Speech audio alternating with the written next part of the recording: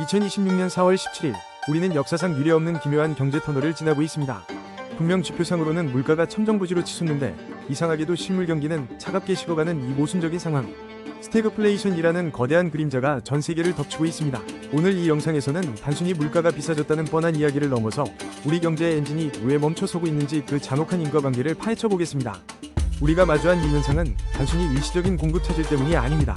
사람들은 흔히 전쟁이 끝나면 해결될 문제라고 낙관하곤 하죠. 하지만 진실은 그보다 훨씬 더 구조적이고 뿌리가 깊습니다. 지정학적 긴장은 이제 변수가 아닌 상수가 되어버렸습니다. 원자재 가격의 상승은 글로벌 공급망의 취약성을 적나라하게 드러냈죠. 지난 수십 년간 누려온 저물가 시대의 톱니바퀴가 완전히 부서진 겁니다. 이제는 효율보다는 안보를 위해 더 큰 비용을 지불해야 합니다. 이것이 바로 우리가 마주한 비용 이상 인플레이션의 실체입니다. 물가는 오르는데 물건은 안 팔리는 악순환의 시작점이죠. 기업들은 생산 비용을 감당하지 못해 비명을 지르고 있습니다. 과거의 공식이 더 이상 통하지 않는 시대가 온 것입니다. 그렇다면 왜 중앙은행은 이 불길을 잡지 못하는 걸까요? 그들은 지금 불가능한 선택 앞에 놓여 있습니다. 물가를 잡으려 금리를 올리면 빚더미에 앉은 기업과 가게가 무너지고 경제는 빙하기로 들어갑니다. 반대로 금리를 낮추면 물가는 통제불능의 상태가 되어 화폐 가치는 휴지 조각이 됩니다. 이 딜레마가 바로 스태그플레이션이 무서운 진짜 이유입니다. 누구도 쉽게 정답을 낼 수 없는 외통수에 걸린 셈이죠. 중앙은행의 무기는 이제 무뎌질 대로 무뎌졌습니다.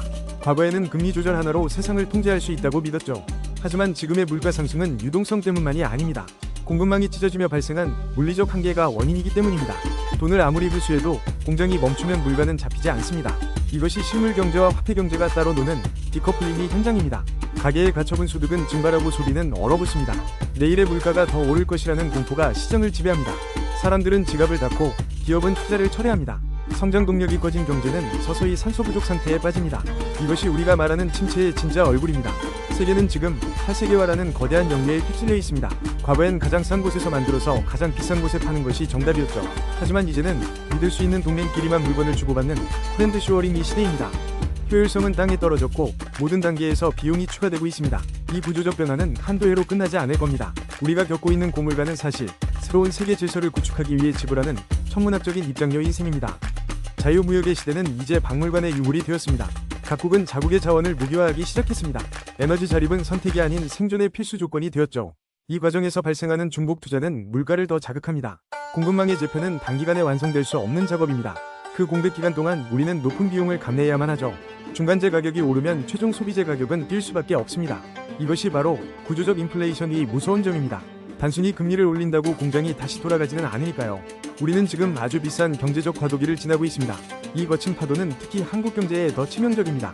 대한민국은 수출로 먹고 사는 나라입니다. 원자재를 수입해 가공하고 다시 내보내는 이 구조에서 원자재 가격의 고공행진과 글로벌 공급망의 분절은 치명적인 독이 됩니다. 수출 경쟁력은 약화되고 수입 물가는 환율 변동성까지 더해져 가계를 압박합니다. 실질 구매력이 떨어진 국민들은 지갑을 닫고 이는 다시 내수시장의 침체로 이어지는 뼈아픈 연쇄 반응을 일으킵니다. 이제 더 이상 과거의 방식으로는 생존할 수 없다는 경고등이 켜진 겁니다. 수출 의존도가 높은 우리에게 탈세계화는 재앙에 가깝습니다. 중간재 수급이 불안해지면 생산 라인은 멈춰서게 됩니다. 이익률은 깎이고 기업의 체력은 바닥을 드러냅니다. 환율에 춤서이는 기업들의 예측 가능성을 앗아갑니다. 수입 물가가 오르면 밥상 물가는 더 무섭게 치솟습니다. 실질 임금은 제자리인데 물가만 오르는 공포의 시간입니다. 이것이 가계 경제를 짓누르는 스태그플레이션의 무게입니다. 투자는 위축되고 미래에 대한 불확실성은 커져만 갑니다.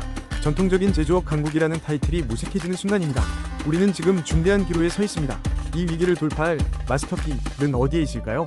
답은 명확합니다. 구조적 혁신입니다. 단순히 허리띠를 졸라매는 시기의 고통 분담은 한계가 있습니다. 공급망의 다변화를 넘어 원자재 의존도를 낮추는 기술적 도약이 필요합니다. 에너지를 덜 쓰고도 더 높은 부가가치를 창출하는 산업 구조로의 근본적인 체질 개선만이 이 스태그플레이션의 늪에서 빠져나올 수 있는 유일한 탈출구입니다.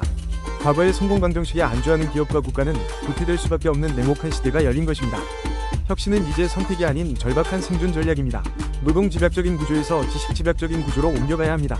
에너지 효율을 극대화하는 것은 국가적 과제입니다. 공급망의 주도권을 쥐기 위한 기술 확보가 시급합니다. 기존의 유통망을 뛰어넘는 새로운 경로를 개척해야 하죠. 이것은 고통스러운 과정이 될 것입니다. 하지만 이 과정을 거치지 않으면 미래는 없습니다. 스태그플레이션은 우리에게 체질 개선을 강요하고 있습니다. 위기를 기회로 바꾸는 것은 결국 창의성에 달려 있습니다. 우리는 더 이상 과거를 그리워할 여유가 없습니다. 새로운 시대의 문법을 익혀야 할 때입니다. 우리는 지금 거대한 경제적 빙하기의 초입에 서 있습니다. 스태그플레이션은 단순한 경기 침체가 아니라 낡은 경제 질서가 무너지고 새로운 질서가 태동하는 진통과도 같습니다. 이 혼돈의 시기에 살아남는 자는 가장 강한 자도 가장 부유한 자도 아닙니다. 변화를 직시하고 스스로를 혁신하는 자만이 살아남을 것입니다. 오늘 우리가 나눈 통찰이 여러분의 경제적 해안을 넓히는데 작은 등불이 되기를 바랍니다. 거시경제의 흐름은 거대하지만 결코 무작위적이지 않습니다. 원인과 결과는 보이지 않는 끈으로 연결되어 있죠. 그 연결고리를 찾아내는 것이 우리의 역할입니다. 당신이 몰랐던 경제의 이면은 생각보다 훨씬 더 거대합니다. 오늘의 경각심이 내일의 지혜가 되기를 희망합니다. 시장은 잔혹하지만 동시에 준비된 자에게는 관대합니다. 스스로의 시야를 넓히는 공부를 멈추지 마십시오. 저희 채널은 언제나 그 여정의 든든한 동반자가 되겠습니다. 진실을 꿰뚫는 힘, 그것이 당신을 지킬 유일한 자산입니다. 경제일기예보, 오늘은 여기까지입니다. 시청해주셔서 감사합니다.